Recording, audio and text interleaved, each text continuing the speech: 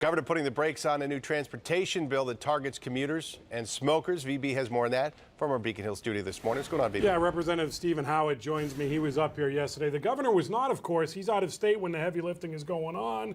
But he sends back the bill and the compromise bill. So where do we stand on this huge tax hike is what it really is? Well, from what I'm reading, he is not happy with it because, he's stamping his foot because it's not what he wanted. He wanted $1.9 billion, and we're at approximately $500 million, where over time it will go up to $800 million.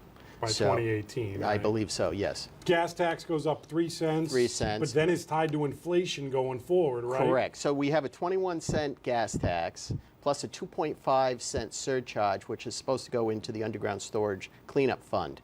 That as well is indexed. So we're at 23.5 cents plus the 3 cents gives us 26.5 cents, which will then be indexed next year based on inflation. So it will go up, but you guys never have to vote on it going up. So right. It wasn't us. Yes, yes. How convenient. Isn't it very convenient?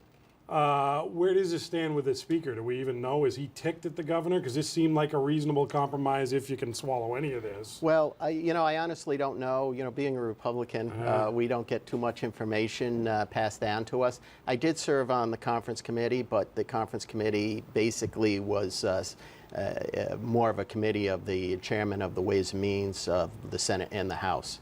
So there's several issues with this, not the least of which is the tolls that are coming down, and Deval thinks that the lost revenue from those western tolls is just going to be too much to bear. But there's other stuff that is not factored into this, right? That would make up that difference. Well, there is. We have, for example, gaming money that is expected to come in. Right now, we're still waiting for approvals. But that being said, going back to this tax here, the computer tax. That is the scary part. In fact, they were saying $120 million, and I think Michael Whitmer from the Mass Taxpayers Association said it would be a lot more. And as in like 4 times more, possibly. Exactly, and that it would be a negative impact on our brain trust that we have here in Massachusetts. Now, you also have to remember recently the health bill went into effect. And there'll be a lot of new computer programs that will be having to be used for that new program.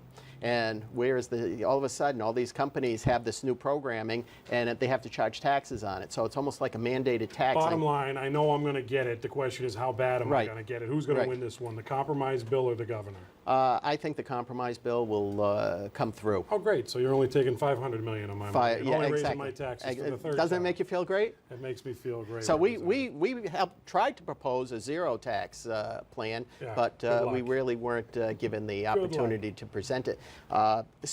We voted, we had 17 Democrats vote with us, so it was 47 against the tax plan. So we did bring over a few people. Great. We're still taking $500 million out of our pockets. Keep fighting the fight up there, Representative. Well, thank you very much for having me. Keep us